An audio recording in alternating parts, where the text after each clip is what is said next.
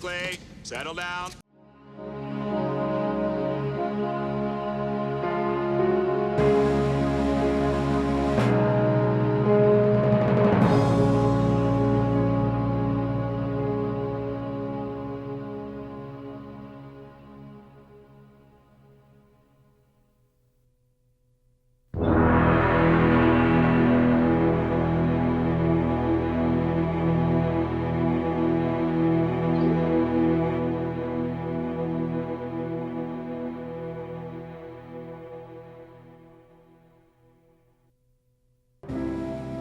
Although many military experts opposed the Inchon assault, it developed into a brilliant success that exceeded MacArthur's own expectations. General Walker's 8th Army broke out of the Pusan Perimeter, closed the vise on the NKPA, and, with the 10th Army Corps, finished the emasculation of the enemy. After driving the North Koreans back beyond the 38th parallel, UN forces were faced with a difficult decision. I remember the debate, and there were some hard feelings about it. You know, whether you cross that parallel and in pursuit, and total defeat and reunite Korea, and whether or not you limited action. So the limited war, there was those that are against limited and had strong feelings about it, and of course MacArthur was against it and wanted to pursue. The problem came when we got to the 38th parallel, and MacArthur was willing and wanting to go across the 38th parallel to invade North Korea and end this thing once and for all, because he said, if I go back to Japan, these guys are just going to come back. On September 27, 1950, General Douglas MacArthur received a directive from President Truman and the Joint Chiefs of Staff, detailing further military action in Korea. While the directive's second section listed his military objective as the destruction of the North Korean armed forces, it also cautioned him against any action that would bring other communist forces into the war. The Chinese had warned the United States, they had warned Great Britain, they had said in numerous messages that if you invade and go across the 38th parallel, we're coming in. There was a concern that the war would spread and that China would be in war with China and would be in war with Russia. So that was a big part of the debate. There was fear that this would happen, and they wanted to exercise due care not to create that situation. On September 30th, the issue of invading North Korea was brought before the United Nations. The UN voted to conduct operations above the 38th parallel and gave the task of capturing Pyongyang, the North Korean capital, to the 8th Army. Smith's 1st Marine Division fell under the jurisdiction of 10th Corps Commander General Almond. And then that became a very issue for the UN, and then had to make a decision in the General Assemblies because the Soviet Union was going to veto anything in the Security Council. And even though most Americans and most people felt it was the right thing to do to go ahead across the 38th parallel, we see that General MacArthur was certainly that way. People hesitated and allowed it to be the vote taken, in which actually only 5 countries voted against it, and 47 voted for it to go across the 38th parallel, even though the original mission as we saw it, was to take North Korea and push them back across the 38th parallel. On October 1st, MacArthur issued a radio broadcast addressed to the Commander-in-Chief of North Korean forces, demanding their surrender. His request went unanswered. One day earlier, Zhou Enlai, Foreign Minister of Communist China, had observed that his government would not tolerate the crossing of the 38th parallel and would not stand aside if North Korea were invaded. This thunder out of China was of no effect. That night, MacArthur again asked for the surrender of North Korea and again received no reply. On October 8th, UN forces led by ROK soldiers crossed the 38th parallel. That whole issue is that you got to understand, MacArthur is a soldier, is an old soldier who believed that the only thing war is good for is you got to have victory. So he was going to annihilate these people and annihilate this government so they would never come back. And he was going to drive into the Yalu River, which is the borderline between Manchuria and North Korea.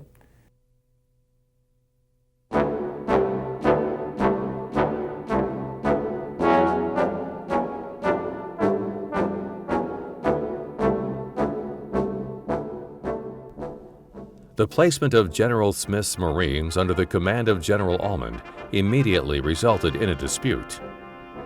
The port of Wonsan was perhaps the best on Korea's eastern coast. Seizing it would provide UN forces with another logistic support seaport, one closer to the battlefronts than Pusan, and with greater handling capacity than tide-encumbered Inchon. Despite the bombings of the summer, the Wonsan docks remained to all intents undamaged. These facilities, protected by Kalmapando on the east and by a breakwater to the north, included a 900-foot concrete wharf with sheds, railroad sidings, and cranes, and with 4 fathoms or more alongside, as well as piers for smaller vessels. The town had rail and road connections with the East Coast routes, with the Seoul corridor, and with Pyongyang.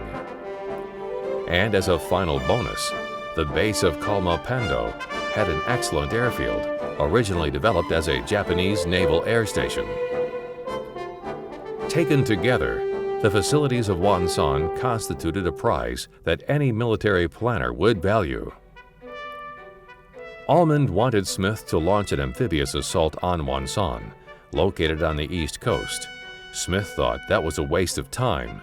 He believed that he could get to Wonsan faster by hiking overland. Smith lost the argument because Almond insisted that an amphibious landing would be cheaper. On October 12th, the 1st Marine Division sailed to Wonsan.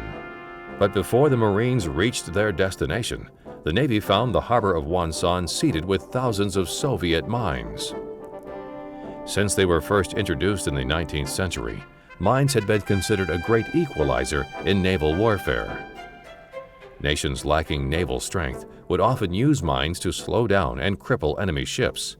North Korea was no exception. Making matters worse, the United States had largely dismantled their mine-sweeping forces after World War II, and only one sweeper remained fully operational in Korea. On October 10th, UN minesweepers arrived in Wonsan. With the landing scheduled for October 20th, they only had 10 days to complete their work. The Marines spent a week cruising about the Sea of Japan, while a hastily assembled group of wooden and steel hull minesweepers teamed up with Navy aircraft carriers and dive teams to carve a path through the minefield. 4 ships were lost during the operation. On the afternoon of October 19th, the transport and tractor groups of the landing force arrived in the Korean Gulf. The flagship, Mount McKinley, with the attack force and Marine Division staffs, embarked and anchored in the swept channel area. The remaining ships were ordered to reverse course and so maneuver as to return at daylight on the 21st. Further delay brought repetition of these instructions, and until the morning of the 25th, the attack force steamed back and forth, first south and then north again, through the Sea of Japan. This process, designated Operation Yo-Yo by the crowded and disgruntled Marines, had some serious implications. Food threatened to run short. Ideal conditions were presented for the spread of epidemic disease. Only a few days earlier, dysentery had hit the crews of 2 cruisers of the Formosa Patrol. During Yo-Yo, it broke out in epidemic form on the MSTS transport Marine Phoenix, afflicting 700 of the 2,000 embarked troops and a like proportion of the crew.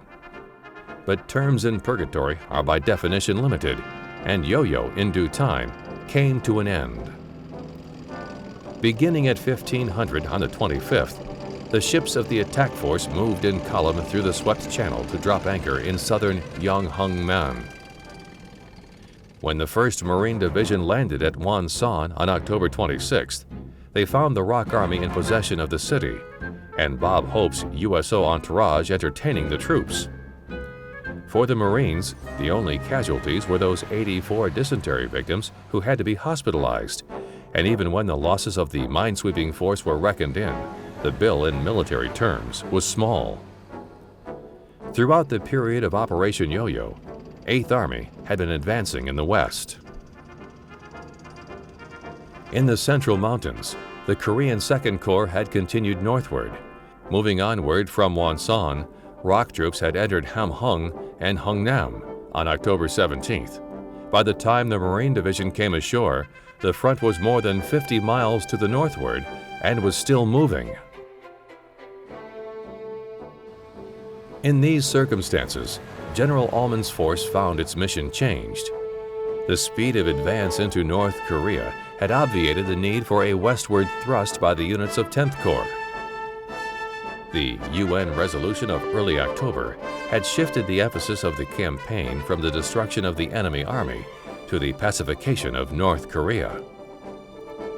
A new scheme of maneuver had consequently been developed by GHQ, and 5 days before the Wonsan landing, 10th Corps received orders to advance to the north. After we cleared everything north of Seoul there for a short distance, we went back to Seoul, loaded ship again, went all the way around the peninsula, and went in for the Wonsan landing in about August. But this thing had been cleaned out by the time we could get around on the ships, been cleaned out by the ROKs, the Republic of Korea Army, and we just made an administrative landing. After their entire force landed at Wonsan, General Ulman's 10th Corps proceeded to the Chosin Reservoir. It was at Chosin Reservoir that the Marines would make history in fire and ice.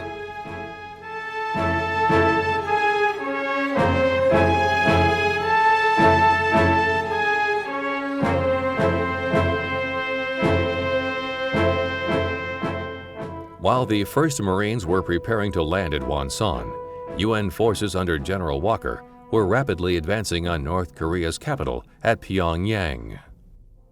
They went into a maneuver called exploitation, which whenever a battle has been fought and there's a disintegration, the battle has been won and there's a disintegration of the defeated forces, they are disorganized and they're easy to defeat, and so pursuit is a maneuver where you risk more than you would ordinarily. So you're not organized, tucked in, so to speak, so that you can get in trouble in a pursuit. And in this case, they were pursuing on a wide separation between major forces. You had the 10th Corps on the east flank, and it wasn't under the 8th Army commander, General Walker, and you had the 8th Army on the west side, and both of them were in pursuit. By October 15th, several elements of the UN forces under General Walker were within 30 miles of Pyongyang. The Republic of Korea soldiers, who had been given almost a week's head start, were making particularly good progress. The South Korean soldiers put together a string of victories in the mountains southeast of Pyongyang. As UN soldiers continued to gain ground, the North Koreans had increasing difficulty organizing defensive positions. As the UN forces approached Pyongyang on October 19th, the North Korean soldiers blew up several bridges around the city before joining their government in a general retreat. After securing the city, MacArthur recognized the communist retreat as an opportunity to capture high-ranking North Korean officials and to possibly rescue American prisoners of war.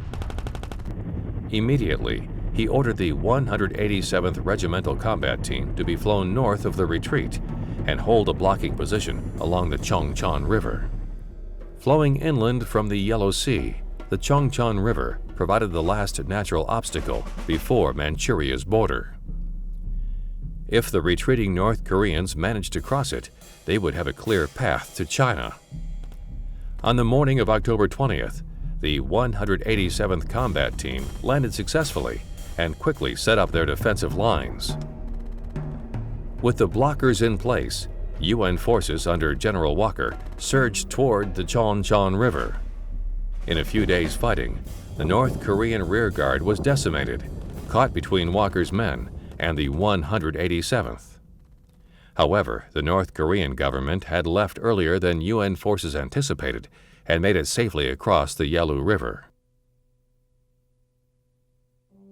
Making matters worse, only a few UN prisoners were rescued because of the battle. As the North Koreans retreated, they left a string of graves behind them. On October 21st, UN soldiers discovered a mass grave near Sunshan City. In it, they discovered the bodies of nearly 100 American prisoners. A few prisoners managed to survive the massacre by faking their deaths and hid in nearby bushes until they were discovered by UN soldiers. They had been riding in a prison train heading north when it suddenly stopped for dinner. 100 prisoners were let off the train and sat down as they waited their turn. Instead of feeding them, the KPA soldiers opened fire. UN soldiers would find other such graves as they continued north. After the Battle of the Inchon River, MacArthur had to decide his next move. He was already venturing dangerously close to the Manchurian border, and proceeding further risked war with China. With little hope of a North Korean revival, it seemed as if the Korean War was over. Most people were satisfied with what UN forces had accomplished. However, on October 24th, MacArthur ordered his men to continue their advance to the Yalu River.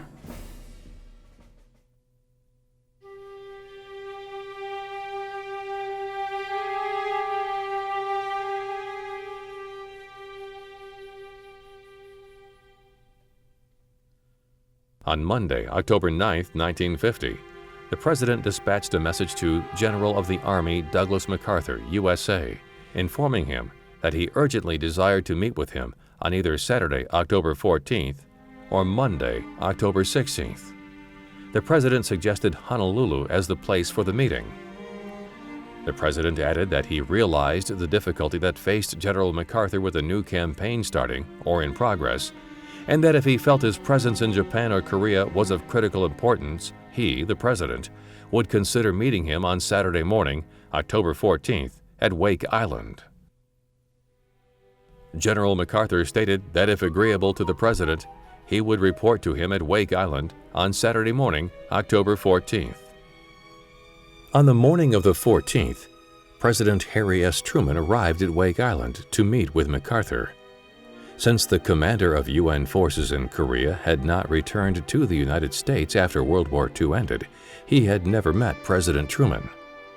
With UN forces driving ever closer to the Manchurian border, Truman wanted to make sure that he and MacArthur were still on the same page. They were not. For more than an hour, they discussed the Japanese and Korean situation. The general assured the President that the victory was won in Korea, that North Korea was ready for a peace treaty, and that the Chinese Communists would not attack. A general discussion was carried on about Formosa. The general brought up his written statement to the veterans of foreign wars about the course of the war, which had been ordered withdrawn by the President.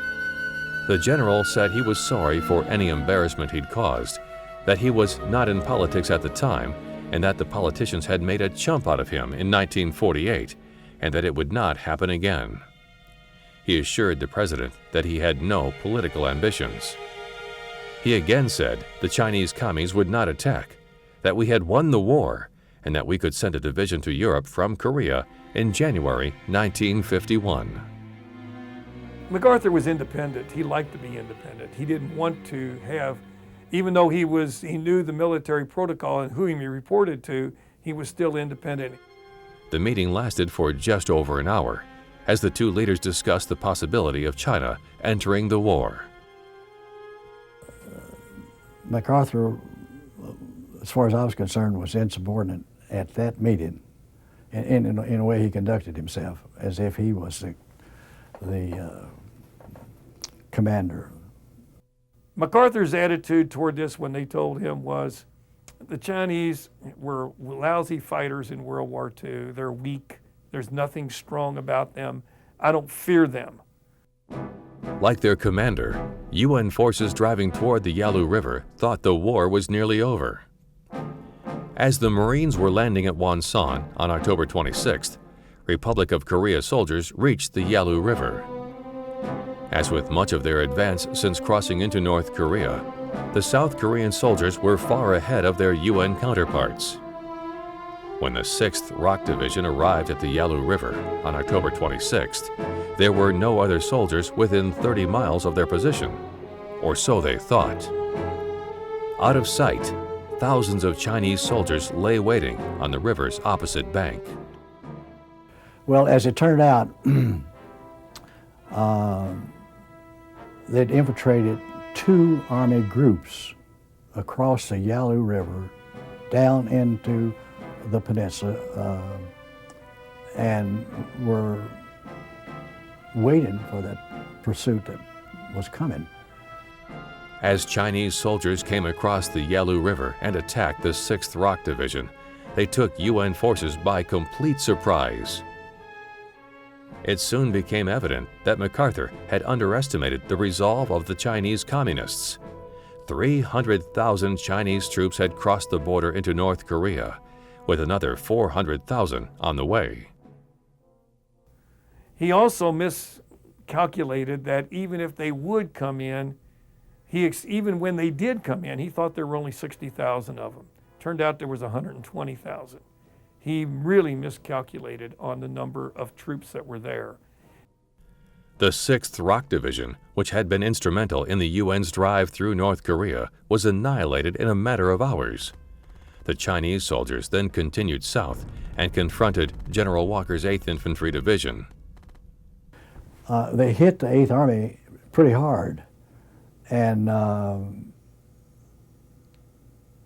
captured some troops. And then the 2nd Division got in real serious trouble, running the gauntlet, a Corps-sized ambush in a valley between 2 mountains.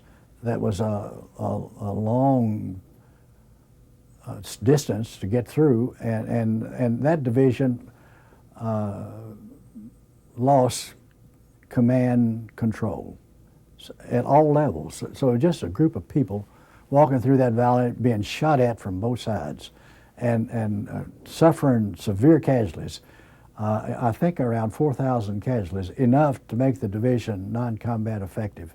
So they had to withdraw the division and refit it and fill it with replacements. The Chinese had proven that they were not a force to be taken lightly. UN forces pulled back to the Chongchon River and quickly formed a defensive position. The imminent attack, however, did not come. Just as quickly as they had appeared, the Chinese returned to the countryside. Meanwhile, at Wonsan, the Marines were preparing to begin their advance to the Chosin Reservoir. And then the Marines are over with the 10th Corps over on the east side of the peninsula and up at a place called reservoir called Chosin. They were hit by a corps, by the Chinese army. And if they hadn't exercised a great deal of skill, they would have been wiped out. The Marines who fought at Chosin Reservoir would etch their names in Marine Corps lore.